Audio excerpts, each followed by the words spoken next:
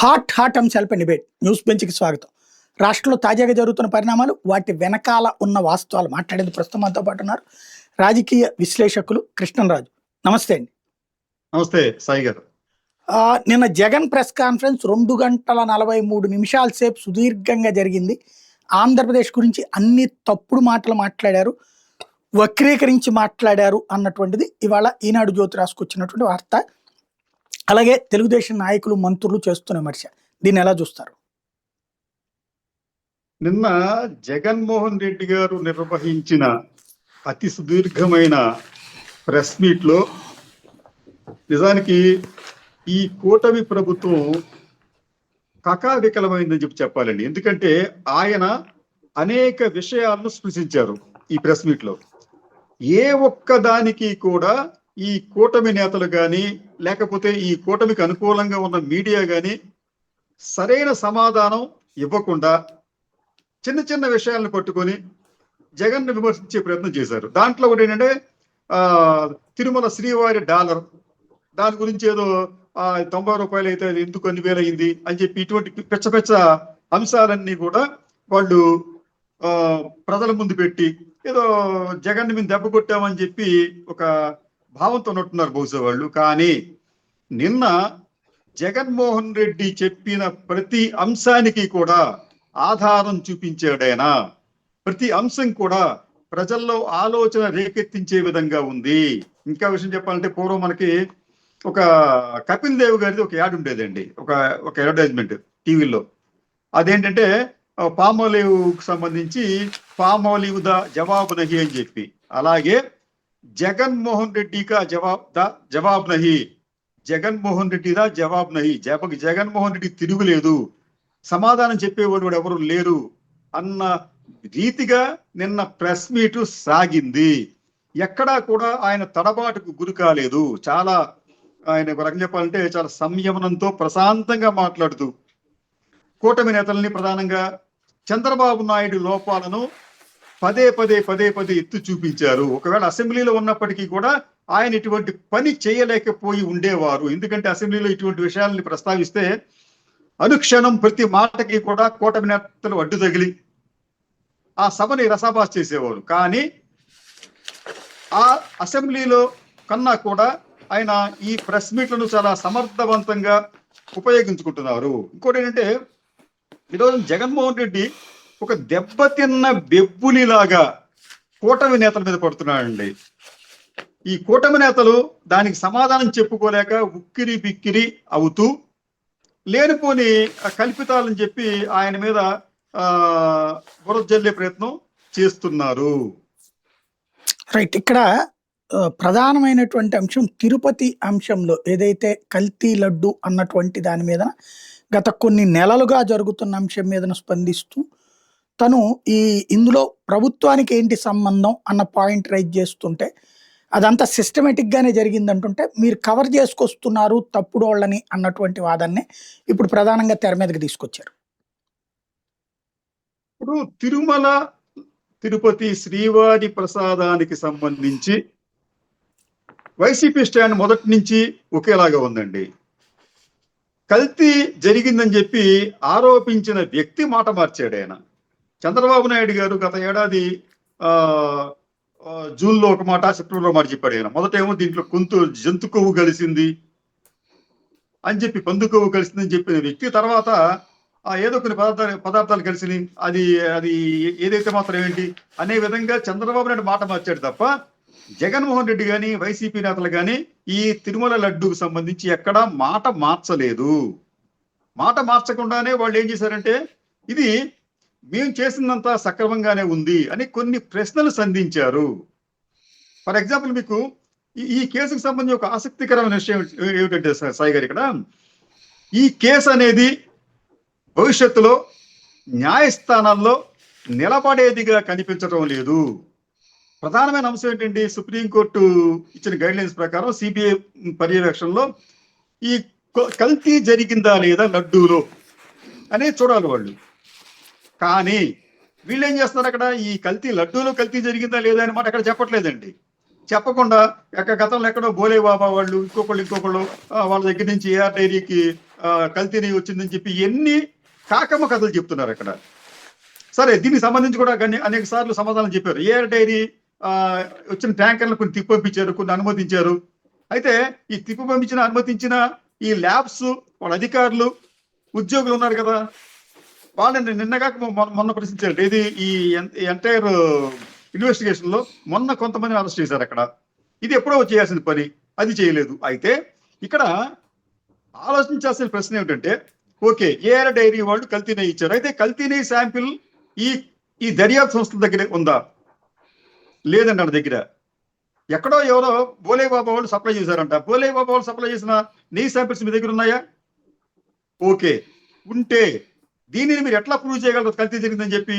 ఆ శాంపిల్స్ ని మీరు ప్రూవ్ చేయాలి అంటే దానికి తతంగం ఉంటుందండి. అది ఒక ఇద్దరు సాక్షుల మధ్యన దాన్ని సేకరించాలి. ఇది ఆ నెయ్యిని ఇద్దరు సాక్షుల మధ్య సేకరించాలి. తర్వాత దానికి సీలు వేయాలి. తర్వాత దానిని స్థానికంగా ఉండే కేంద్ర ప్రభుత్వ ఆధీనంలో ల్యాబొరేటరీకి పంపించాలి. ఇది ఒకటి కాదండి, 2 ఒకే శాంపుల్ ని 2 చోట్లకి పంపించాలి. ఈ 2 చోట్ల కూడా ఒకే రకమైన ఫలితాలు వస్తే ఓకే. అయితే విభిన్నమైన ఫలితాలు వస్తే ఏంటంటే దాన్ని తీసుకువెళ్ళి మళ్ళీ విదేశాలకు పంపించాలి. అప్పుడు మాత్రమే మీరు కన్ఫర్మ్ చేయాలి కల్తీ నెయ్యి అని చెప్పి. అసలు ఇప్పటి వరకు కూడా కల్తీ నెయ్యి జరిగిందని చెప్తున్నారు తప్ప, అయితే ఆ కల్తీ నెయ్యి మేము ఇట్లా పంపించాము, ఇది ఎవిడెన్స్ అని చెప్పి ఈ దర్యాప్తు చేస్తున్న వాళ్ళు ఎవరో చెప్పడం లేదు. ఛార్జ్ షీట్లు కూడా చెప్పలేదు. విశేషం అదండి. కల్తీ నెయ్యి జరిగిందని చెప్తుంది. అంటే ఈ దర్యాప్తు అంతా కూడా స్టేట్మెంట్ బేస్డ్ ఎంక్వైరీగా జరుగుతుందండి. అంటే ఎవరో నిందితులు ఇచ్చారు సమాచారం, దాని మీద చేస్తున్నాం అని చెప్పి అంటున్నారు. అయితే ఎవిడెన్స్ బేస్డ్ ఎంక్వైరీ ఎక్కడ జరుగుతుంది? దీనికి సంబంధించిన ఆనవాళ్ళు ఏవి, దీనికి సంబంధించిన సాక్ష్యాలు ఏవి? ఫర్ ఎగ్జాంపుల్ మీకు ఇంకొక ఉదాహరణ చెప్తానండి. ఎవరో ఒక అతను వచ్చి ఒక రాజకీయ ప్రభుత్వం కావచ్చు, ఇంకో ప్రభుత్వం కావచ్చు, నేను ఒక అతను చంపాను అని చెప్పి అంటాడు. అంటే దీన్ని మనం ఏమనుకుందాం, బోలే బాబా వాళ్ళ మనుషులు ఎవరు చంపారని చెప్పి అంటున్నారు. అయితే దాన్ని బేస్ చేసుకొని బోలే బాబా మనుషులు చంపారని చెప్పి చెప్తుంది ఇక్కడ ఈ ఎంక్వైరీ కమిషన్.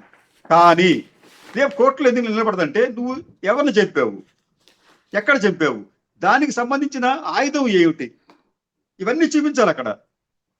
అలాగే దీనికి సంబంధించి కల్తీ నెయ్యికి సంబంధించి కల్తీ నెయ్యి అసలు ఎక్కడ తయారు చేశారు, దాని శాంపిల్స్ ఏవి, దాన్ని పరీక్షకి ఎక్కడ పంపించారు, ఇవన్నీ వస్తాయండి. కాబట్టి ఏంటంటే అల్టిమేట్ గా ఈ తిరుమల లడ్డు అనేది ఒక ప్రహాసనంగా మారుతోంది. నిన్న జగన్మోహన్ రెడ్డి గారు కూడా కొత్త విషయం చెప్పాడు. ఆయన బోలే బాబా సంబంధించి వీళ్ళు కంపెనీ అక్వైర్ చేశారు గతంలో. ఆ కంపెనీ కూడా వీళ్ళకి నెయ్యి సప్లై చేయడానికి టెండర్లు పిలిచారు వీళ్ళు.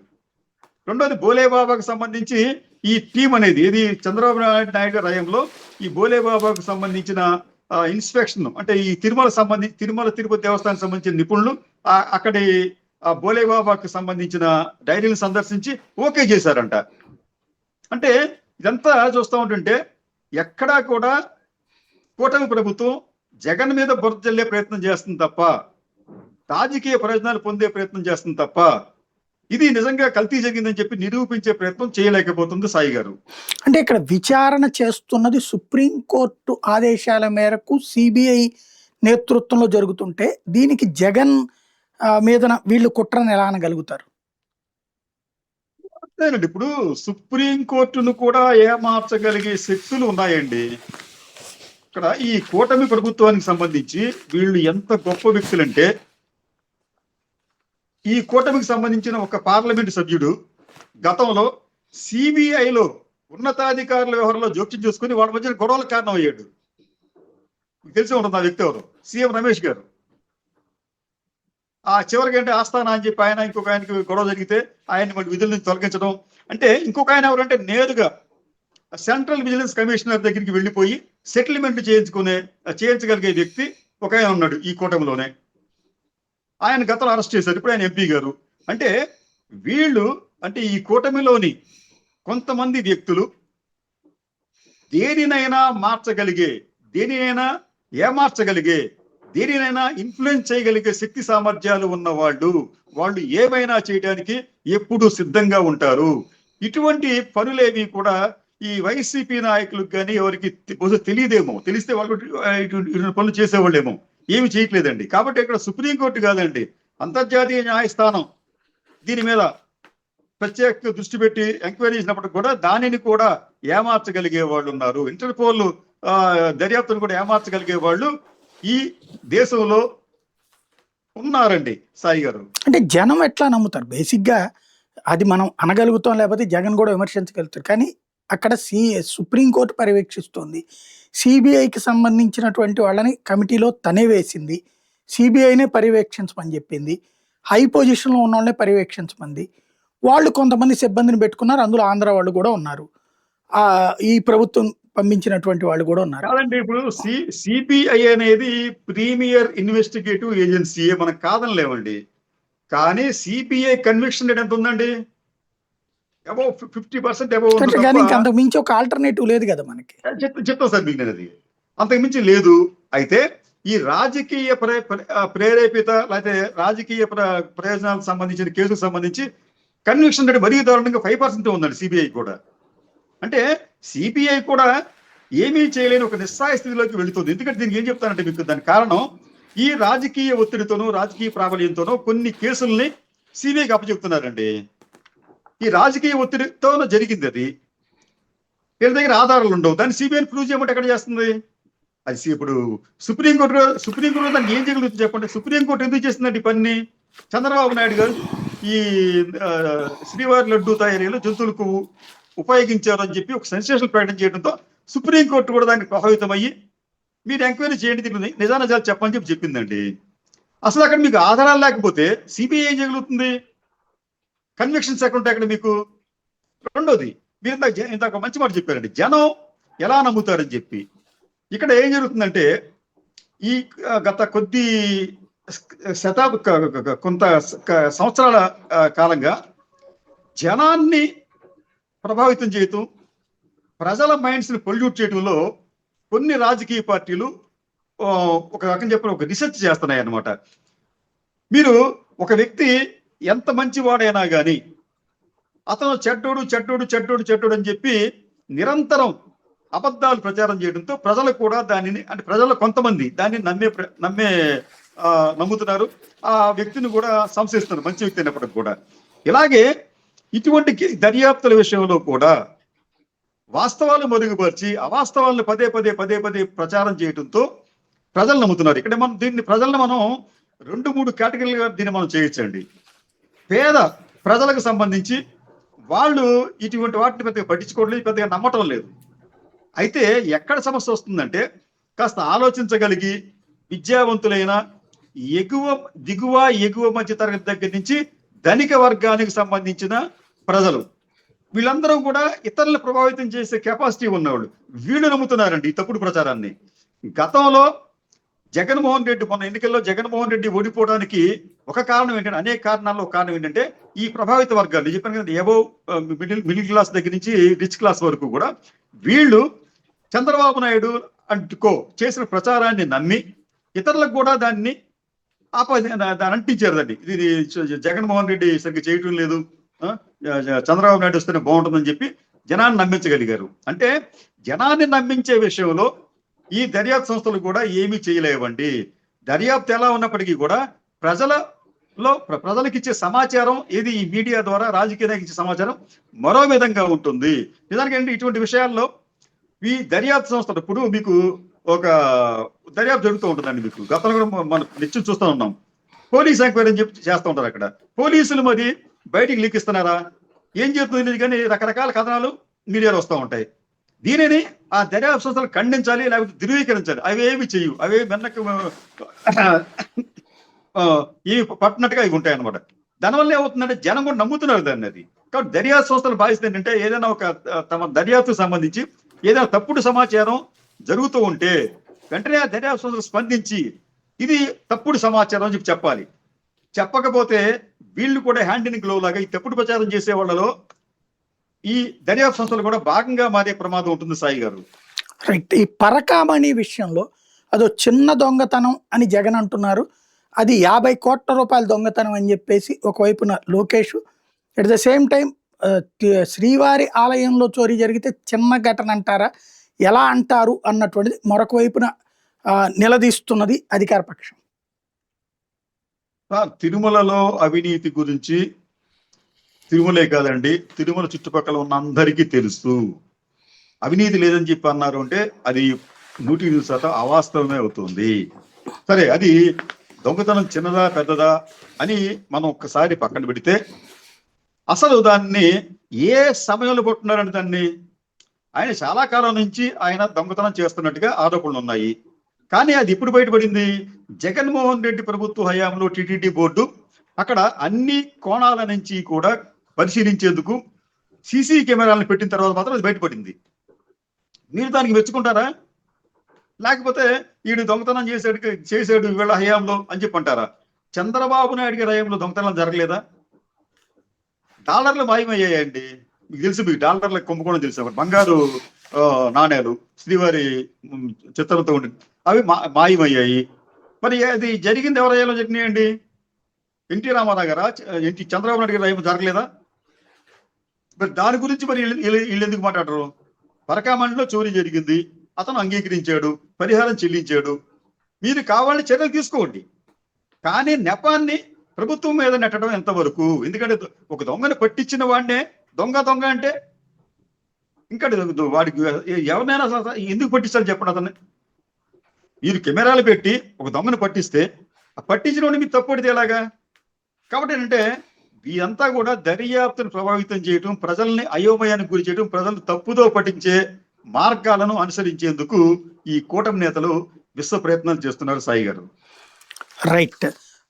మరొకటి ప్రధానమైనటువంటి అమరావతి విషయంలో ఏ స్పష్టత లేదు, దాట వేశాడు అన్నటువంటిది చెప్పుకొస్తున్నారు. దాన్ని ఎలా చూస్తారు? అమరావతి గురించి వాళ్ళ వైఖరి చెప్పకనే చెప్పాడు. వాళ్ళ వైఖరిలో ప్రతిరోజు ఏం మారుతుందని అనుకుందాం. పోనీ మొదటి నుంచేనే అంటున్నాడు ఆయన, అంత అంత అంత మీరు భూములు సేకరించద్దు అని చెప్పి చెప్తున్నాడు ఆయన. అది మీకు ఎంత కావాలి? ఒక 5-6 వేల ఎకరాలు కట్టుకోండి, 500 ఎకరాలు కట్టుకోండి మీరు సెక్రటేరియట్ అసెంబ్లీ అని చెప్పి, ఐకానిక్ బిల్డింగ్స్ అని చెప్పి లక్షల కోట్లు మీరు దుర్వినియోగం చేయదని చెప్పి అంటున్నాడు ఆయన. ఈ నిన్న కూడా ఏం చెప్పి అదే చెప్పొచ్చా? ఆయన వైఖరి అదే అయింది. అమరావతి మీద జగన్ వైఖరిలో అయితే మార్పు రాలేదు, కానీ అమరావతికి సంబంధించి కూటమి నేతలు ముఖ్యంగా చంద్రబాబు నాయుడు వైఖరిలో మార్పు వచ్చింది. మొదట 35,000 ఎకరాలు మీరు ఇచ్చే రైతులు, నాకు మీకు ఎంతో రుణపడి ఉన్నాను, ఇక్కడ ఒక అద్భుతమైన కళాఖండం కడతానని చెప్పి అన్నాడు ఆయన. తర్వాత ఏమన్నాడు ఆయన, ఇది మీరు ఇచ్చే 35,000 ఎకరాలు మున్సిపాలిటీగా మారుతుంది తప్ప అంతకుమించి పెద్దగా ఉండదు, కాబట్టి ఇంకా ఇంకా నాకు ల్యాండ్ కావాలని చెప్పి అన్నాడు ఆయన.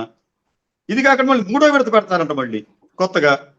అంటే వైఖరిలో నిరంతరం మార్పు వస్తుంది. ఎవరిలో? చంద్రబాబు నాయుడు గారిలో వస్తుందండి, కూటమి నేతల్లో వస్తుంది. జగన్మోహన్ రెడ్డి వైఖరిలో మార్పు రాలేదు. ఆయన ఇప్పుడే ఆయన విశాఖపట్నం అనేది మనకి ఒక ఆర్థిక రాజధానిగా ఉండాలని చెప్పి అనుకున్నాడు ఆయన. విశాఖపట్నం ఫ్యూచర్ ఉంటుందని చెప్పి అన్నాడు ఆయన. ఇప్పుడు వీళ్ళు అదే అంటున్నారు ఇండైరెక్ట్ గా, విశాఖపట్నానికి లైఫ్ ఉంటుందని చెప్పి అన్నారు. ఇక్కడ ఎందుకు విశాఖపట్నానికి లైఫ్ ఈయన ఇవ్వటం కాదు, వాళ్ళు ఇవ్వటం కాదండి, ఎప్పటి నుంచో ఉండడానికి. అది దానికి మరింత ఊతం ఇచ్చే ప్రయత్నాన్ని జగన్మోహన్ రెడ్డి చేశాడండి. 2014-19 మధ్యన చంద్రబాబు నాయుడు గారు అధికారంలో ఉన్నప్పుడు విశాఖపట్నం గురించి ఏం ఆలోచించారండి? ఏం ఆలోచించలేదు. జగన్మోహన్ రెడ్డి ఆలోచించిన తర్వాత ఇప్పుడు అక్కడికి ఏదో ఐటీనో, బీటీనో, లేకపోతే ఇంకోటో డేటానో, ఇటువంటివన్నీ కూడా ఆయన అక్కడ వస్తాయని చెప్పి చెప్తున్నాడు ఆయన. కాబట్టి అంటే ఈ అమరావతి విషయానికి సంబంధించి నిరంతరం అభిప్రాయాలను మార్చుకుంటున్న వాళ్ళు ఎవరయ్యా అంటే కూటమి నేతలు, ముఖ్యంగా చంద్రబాబు నాయుడు. అమరావతికి సంబంధించి ఒక స్పష్టత ఉన్న నాయకుడు ఎవరైనా ఉన్నారంటే అది జగన్మోహన్ రెడ్డి మాత్రమే. ఆయన వైఖరిలో మార్పు రాలేదు. రైట్.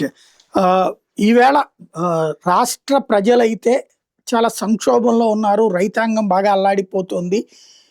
ఈవెన్ అరటి రైతుకి ₹1 అంటే ఇంకంతకంటే రాజకీయం ఏంటని జగన్ అంటుంటే, అక్కడ 5,000 నుంచి 6,000 టన్ను బలుకుతుంటే ప్రజలకు అబద్ధాలు వల్లి వేస్తూ అసలు జగన్ ఇట్లాంటి తప్పుడు ప్రచారం చేయడం వల్ల డబ్బులు ఎక్కువగా వస్తున్నోళ్ళు కూడా అట్లా ఎక్కువ పెట్టి కొనడానికి అంగీకరించటం లేదు. ఇదంతా జగన్ తప్పుని మా మీద రుద్దుతున్నారు, మేమైతే కరెక్ట్గా ఉన్నాం, రైతులకి సరిగ్గా మేలు చూస్తున్నాం అని చెప్తున్నారు అచ్చెన్నాయుడు గారు. అది ఎలా చూడాలి సార్? సహజంగానే అధికారంలో ఉండేవాళ్ళు తమ తప్పిదాలను అంగీకరించరు.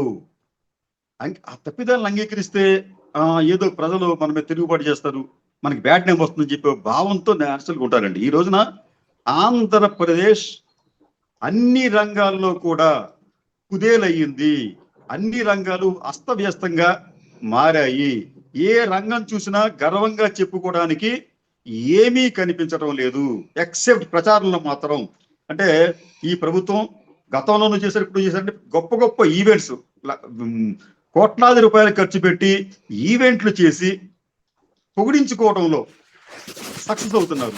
నిన్నగాక మొన్న ఈ కొన్ని ఈనాడు కొన్ని పత్రికల్లో సూపర్ 6 విజయోత్సవ సభలో సూపర్ 6 విజయోత్సవ ఇదని చెప్పి అది సూపర్ 6 హామీలన్నీ అమలు చేసేసాం, మేము విజయం సాధించామని చెప్పి దానికి కూడా యాడ్స్ ఇచ్చుకున్నారు. అయితే ఇవన్నీ కూడా రాష్ట్ర ఆర్థిక పరిస్థితిని మెరుగుపరచబండి. ఇవన్నీ కూడా ఏంటంటే ప్రజల్ని మభ్యపెట్టడానికి, ప్రజలు పెడదో పడించడానికి మాత్రమే ఉపయోగపడతాయి తప్ప మరో దానికి దేనికి ఉపయోగపడదు. ఆంధ్రప్రదేశ్ మీద మీకు చెప్పినట్టు అన్ని రంగాల్లో కూడా కుదేలేదని చెప్పడానికి తాజాగా మీకు average monthly salary in India అనేది చూస్తే ఒకసారి మన భారతదేశంలో యావరేజ్ మంత్లీ శాలరీ సుమారుగా 28,000 ఉందండి. సుమారుగా 28,000 ఉంటే ఇది 2025 సగటున 2025 గణాంకాల ప్రకారం. అయితే ఈ జాతీయ సగటు కన్నా కూడా ఆంధ్రప్రదేశ్ లో తక్కువగా ఉంది, అది 26,000 మాత్రమే. కానీ మనకన్నా పొరుగునున్న తెలంగాణ 31,000, కర్ణాటక 33,000, తమిళనాడు 29,000 ఉంది, అలాగే మహారాష్ట్ర 32,000 ఉంది. ఇట్లా ఏ రాష్ట్రం వచ్చినప్పటికి కూడా మనకన్నా ఎక్కువగానే ఉంది. అంటే వేతనాల విషయంలో కూడా ఆంధ్రప్రదేశ్ అనేది వెనుకబడి ఉంది. తర్వాత అగ్రికల్చర్ ఉత్పత్తుల్లో ఒక స్తబ్దత ఏర్పడింది. వాటి ఎగుమతుల ద్వారా మనకి ఆక్వా కావచ్చు, ఇతరతర ఎగుమతులు కావచ్చు, వాటి వల్ల మనకి రెవెన్యూ కనిపించేది. ఆ ఎగుమతుల్లో కూడా స్తబ్దత కనిపిస్తోంది. ఉపాధి కల్పన తగ్గిపోయింది. ఇక్కడ విచిత్రం ఏంటి సార్, ఇక్కడ మీకు దాదాపు అంటే ప్రతిపక్షాలు అంటే ముఖ్యంగా జగన్మోహన్ రెడ్డికి అనుకూలంగా ఉన్న పత్రికలు కావచ్చు, జగన్మోహన్ రెడ్డి గారు కావచ్చు, వాళ్ళు చేసిన ప్రచారం ఏంటంటే ఈ 18 నెలల్లో దాదాపు 2,50,000 కోట్ల రూపాయలు అప్పులు చేశారు. దీంట్లో దాదాపు 40 నుంచి 50 లక్షల వరకు అమరావతికి, బడ్జెట్ అప్పులు ఇంకొక 50,000 దాకా ఉన్నాయి అని చెప్తున్నారు. అక్కడ ఏది ఏమైనప్పటికీ కూడా కొన్ని అప్పులు ఈ రుణాలు ప్రకటించారు కానీ స్టేట్కి అందాలి. ఏది ఏమైనప్పటికీ కూడా ఈ రాష్ట్ర ప్రభుత్వం గత 18 నెలలుగా దాదాపు 2 లక్షల కోట్ల రూపాయల అప్పులని ఈ రాష్ట్రం మీద మోపింది. అంటే ఈ 2 లక్షల రూపాయల అప్పులు ఆంధ్రప్రదేశ్ లో ఉపయోగించారని చెప్పి మనం అనుకోవాలి. ఇక్కడ విశేషం ఏంటంటే ఈ డబ్బులేవి కూడా సామాన్య జనంలోకి వెళ్ళలేదని చెప్పి అనిపిస్తుందండి. మరి ఈ డబ్బంతా ఏమైపోయింది? మీరు వాళ్ళు ఏమంటారంటే మేము వెల్ఫేర్కి ఇస్తున్నాం, శాలరీస్ ఇస్తున్నాం అని చెప్పన్నారు. వెల్ఫేర్ శాలరీస్ ఎప్పుడు ఉండేవి, మీరు కొత్తగా ఇస్తున్నాం కాదు, అది ఇంకా తగ్గించారు కూడా. మీరు వెల్ఫేర్ సంబంధించి తగ్గించారు. మరి ఈ 2 లక్షల కోట్ల రూపాయలు ఏమైపోయాయి, ఎక్కడికి పోయాయి? దీని మీద ఎంక్వైరీ చేస్తే అనేక విషయాలు బయటపడతాయండి. ఒకవేళ మనం అనుకున్నట్టుగానే ఈ డబ్బంతా కూడా జనంలోకి వచ్చుంటే, జనం కోసం ఖర్చు పెట్టి ఉంటే, జనం యొక్క తలసరి ఆదాయం పెరుగుతున్న మేరకు, తర్వాత ఈ జనం దగ్గర డబ్బులు ఉంటే వాళ్ళు కొనుగోలు చేస్తారు, సేవలు పొందుతారు, ఫలితంగా ఆర్థిక లావాదేవీలు పెరుగుతాయి, ఫలితంగా జిఎస్టి పెరుగుతుంది. కానీ గత 18 సంవత్సరాలుగా జిఎస్టి అనే 18 నెలలు మనం చూస్తే ఒక 2-3 నెలల మీద ఎప్పుడు కూడా మైనస్ లో ఉంటుంది. అక్కడ మీకు జిఎస్టి పెరగడం లేదు, తలసరి ఆదాయం పెరగడం లేదు, జిఎస్డిపి ఆ గ్రోత్ కూడా పెద్దగా లేదు. కానీ మరి డబ్బులన్నీ ఏమైపోయినాయి అంటే ఇక్కడ ఏదో మతలబు జరుగుతోంది. అమౌంట్లన్నీ ఏమైపోతున్నాయో దీని మీద ఒక సమగ్రమైన ఆలోచన చేయవలసిన అవసరం ఉంది సమాజానికి. లేకపోతే ఇదంతా కూడా భవిష్యత్తులో పెద్ద బడ్డెన్గా మారే ప్రమాదం ఉంటుందండి. ఇంకోటి చెప్తాను మీకు నేను, ఈ డబ్బులకు సంబంధించి గతంలో జగన్మోహన్ రెడ్డి పెద్ద పెద్ద ప్రాజెక్టులు అనలేదు, ఇంకోటి చెప్పలేదు. ఆయన ఆ డబ్బులన్నీ కూడా జనంలోకి తీసుకొచ్చాడు. ఆయన హయాంలో దాదాపు 2.75 లక్షల కోట్లు నేరుగాను, ఇంకొక దాదాపు 1,00,000 కోట్లు ఏమో పరోక్షంగా ఆయన జనానికి ఇచ్చాడు. ఆ జనానికి ఇవ్వటం వల్ల ఏమైందంటే ఈ జనం యొక్క కొనుగోలు శక్తి పెరిగింది, వ్యాపార లావాదేవీలు పెరిగాయి, సేవల వినియోగం పెరిగింది, ఫలితంగా పన్నుల రాబడి పెరిగింది, ప్రత్యక్షంగా కనిపించింది అక్కడ. మరి అటువంటి ఎఫెక్టే ఈ రోజున కనిపించాలి కదా. మీరు దాదాపు 2 లక్షల కోట్ల రూపాయలు మీరు అప్పు చేసుకొని జనానికి ఇస్తే, లేదా సమాజంలో ఖర్చు పెడితే దాని ప్రభావం కనిపించాలి కదా. ఎందుకు కనిపించడం లేదు? ఏదైనా కానీ మీకు ఆర్బీఐ ఒక వాళ్ళని ఇది ఒక అంచనా ప్రకారం ఏంటంటే ఏదైనా ఒక రూపాయి బయటకు వస్తే ఆర్బీఐ నుంచి, లేదా నా దగ్గర నుంచి ఒక రూపాయి బయటకు వస్తే ఒక ఏడాది కాలంలో అది 20 సార్లు చేతులు మారుతుంది. ఇలా చేతులు మారిన ప్రతిసారి కూడా లావాదేవీ జరుగుతుంది. ఈ లావాదేవీ వలన కొత్తగా వస్తువులు కొనుక్కోవచ్చు, కొత్తగా వస్తువులు ఉత్పత్తి తయారు చేయొచ్చు. అట్లా ముడి సరుకులకి ఒక డిమాండ్ ఏర్పడుతుంది, కార్మికుల డిమాండ్ ఏర్పడుతుంది, ట్యాక్సులు వస్తాయి. కానీ ఇటువంటి ప్రయోజనాలు ఏమీ కూడా ప్రస్తుతం కనిపించడం లేదు. మరి ఈ 2 లక్షల కోట్ల రూపాయలు ఎవరికి ఇచ్చారు? ఇది పెద్ద మిస్టరీగా ఉందండి ఇది. కాబట్టి ఏంటంటే ఈ ప్రభుత్వానికి సంబంధించి ఈ చేస్తున్న వ్యయాలకు సంబంధించి ఈ సమాజం, అంటే ఇప్పుడు దర్యాప్తు సంస్థలో మనం అడిగినా వాళ్ళు దర్యాప్తు చేయించరు.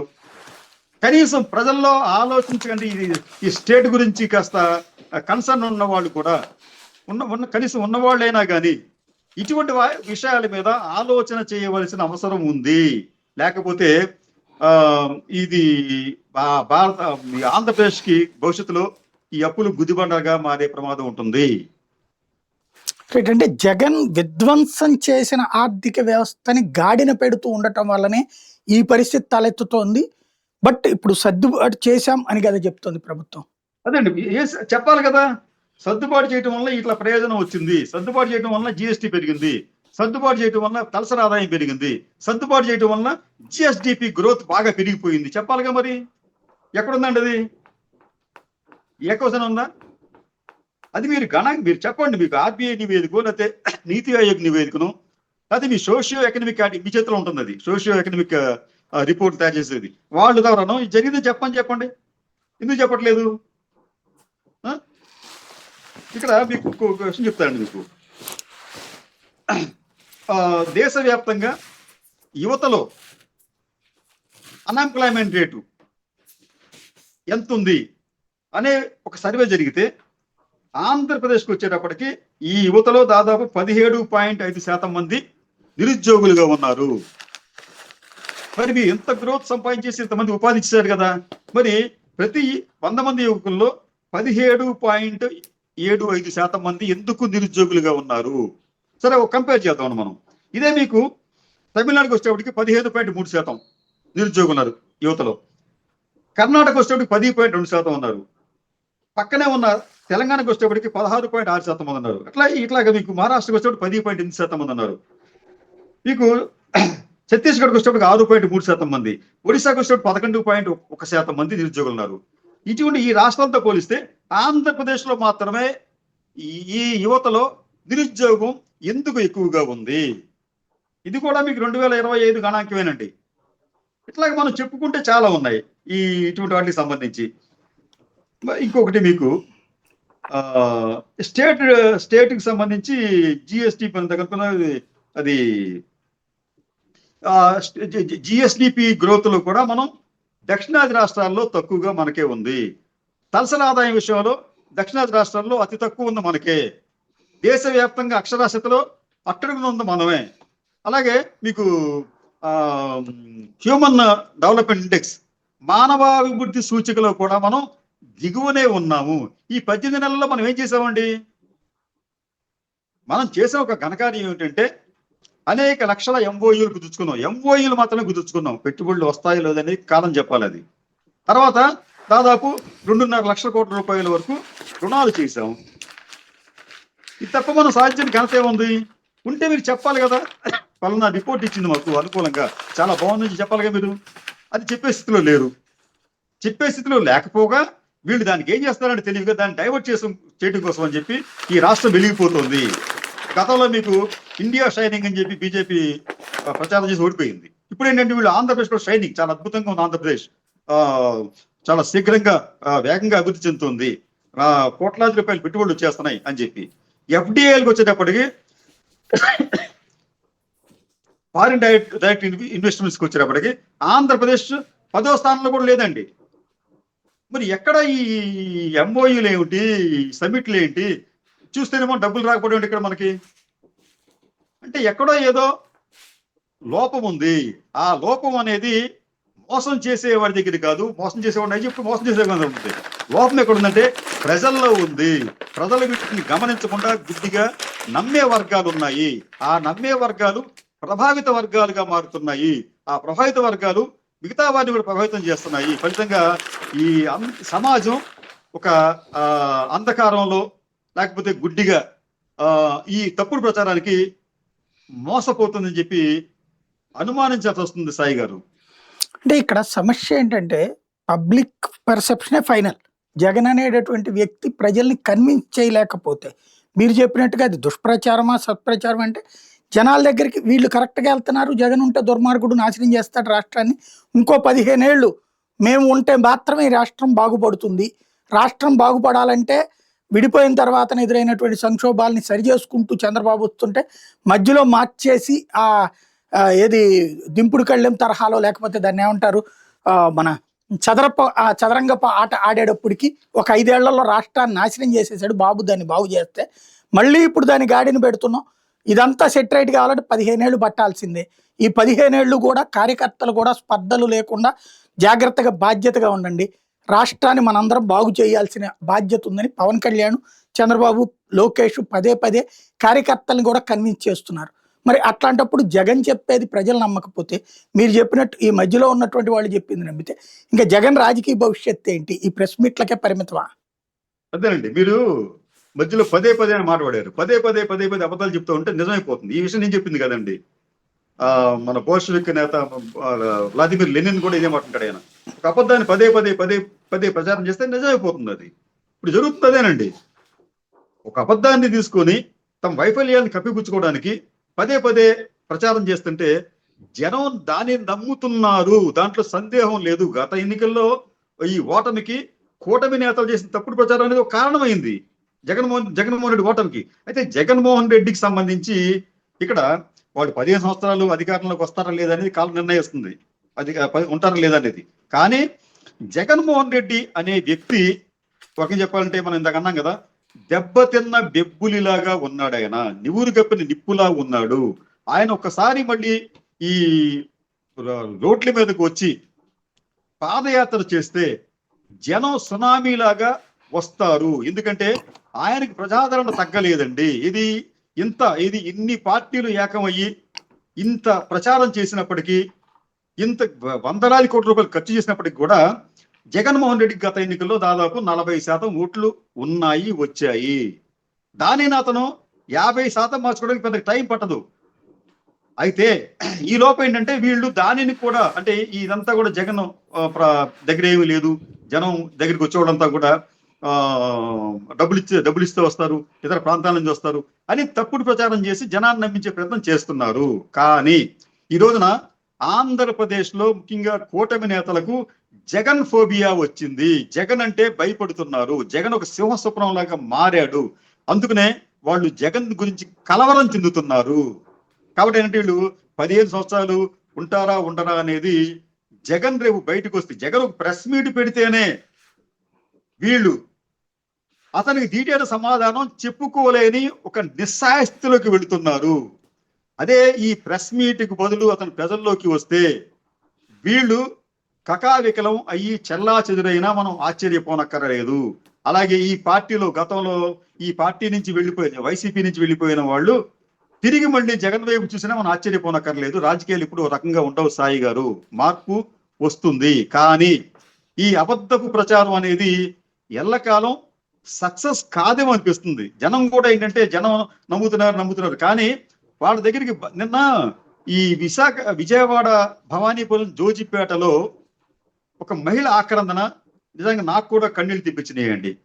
నీ జీవితంలో ఎప్పుడు కన్నీళ్ళు పెట్టుకోలేదు. కానీ ఆవిడ ఆక్రందన చూసింది. ఆవిడ దాదాపు 50 లక్షలు పెట్టి ఇల్లు కొనుక్కొని, ఇంకో 50 లక్షలు పెట్టి స్థలం కొనుక్కుని ఇల్లు కట్టుకుంటే దాదాపు 1 కోటి రూపాయలు ఖర్చు పెడితే దాన్ని కూల్చేశారు. ఇది కోర్టు ఆర్డర్ ఉందని చెప్పినప్పటికీ కూడా. కానీ ఆవిడ బోరును వెలిపిస్తూ చేసిన ఒక మాట ఈ రోజు నాకు పట్టిన దొరకతే మీకు కూడా పడుతుంది జాగ్రత్త అని చెప్పి హెచ్చరించిందండి. మనం అప్రమత్తంగా లేకపోతే, ఉదాసీనంగా ఉంటే ఆవిడికి పట్టిన గతే సమాజంలో చాలా మందికి పడుతుంది. ఇప్పటికే సమాజంలో చాలా మందికి ఇండైరెక్ట్ గా పడిందండి. అది ఎట్లా పడింది? పన్నుల రూపంలో, ముఖ్యంగా విద్యుత్ టారిఫ్ల రూపంలో. మనం దాన్ని ఒక 10 యూనిట్లు కాలిస్తే 700 రూపాయలు 800 రూపాయలు మీకు బిల్స్ వస్తున్నాయి. దాదాపు 10-12 రకాల ఛార్జీలు దాంట్లో వేస్తున్నారు. ఇది కాకుండా రకరకాల ఇంకోటి ఏదో కొత్త పేర్లు చెప్పి మళ్ళీ 3000-4000 వేస్తున్నారు. అంటే ఇప్పటికే ఈ సమాజంలో చాలా మంది ఈ విద్యుత్ బిల్లుల రూపంలో కావచ్చు, పన్నుల రూపంలో కావచ్చు, దెబ్బ తింటున్నారు. ఇది కంటికి కనిపించని దెబ్బ. వాళ్ళందరికీ కూడా ఎవరికాళ్ళు ఆ, మౌనంగా భరిస్తున్నారు. కానీ వాళ్ళకి ప్రత్యక్షంగా దెబ్బ తగిలితే ఈ ఈ రోజున జోజిపేటలో ఆ మహిళ వెలిపించినట్టుగా వీళ్ళు కూడా మనం కూడా వెలిపించే పరిస్థితి ఏర్పడుతుంది. ఆ పరిస్థితి రాకుండా చూసుకోవాల్సిన బాధ్యత రాజకీయ పార్టీలు ప్రభుత్వం మీద కాదండి. అది ప్రజల మీదే ఉంటుంది. ప్రజలు అప్రమత్తం కావాలి, ప్రజలు చైతన్యంగా ఉండాలి, ప్రజలు ఏది పడితే అది నమ్మే పరిస్థితి ఉండకూడదు. దాన్ని అనాలిసిస్ చేసుకోవాలి. తమకు ఏది మంచో లెస్సనేవి లేదు, కనీసం వారిని ఎంచుకోవాలి. అంతే తప్ప మనం చూసి చూసి బురదలో కాలేసి ఒక తప్పుడు నిర్ణయం తీసుకుంటే 5 ఏళ్ల పాటు మనం తీవ్రంగా అణచివేతకు గురవ్వాల్సి వస్తుంది. సాయి గారు, right. Thank you very much అండి. ఇది పరిస్థితి. జగన్ ప్రెస్ మీట్ కి సంబంధించిన చర్చ అయితే నడుస్తుంది. సుదీర్ఘ గంటల ప్రెస్ కాన్ఫరెన్స్ తో ఏం సాధించాడు జగన్, అది ఉట్టుట్టి ఉపన్యాసాలకు పరిమితం అయ్యాడు, ఏది స్పష్టత ఇవ్వలేదని జగన్ వ్యతిరేక మీడియా లేదు, జగన్ పూర్తి స్థాయిలో వివరణ ఇచ్చాడు, ప్రజలకి అర్థమయ్యింది అన్నటువంటిది జగన్ టీం ఫీల్ అవుతున్నారు. ఏంటన్నది ప్రజలకే తెలియాల్సి ఉంది.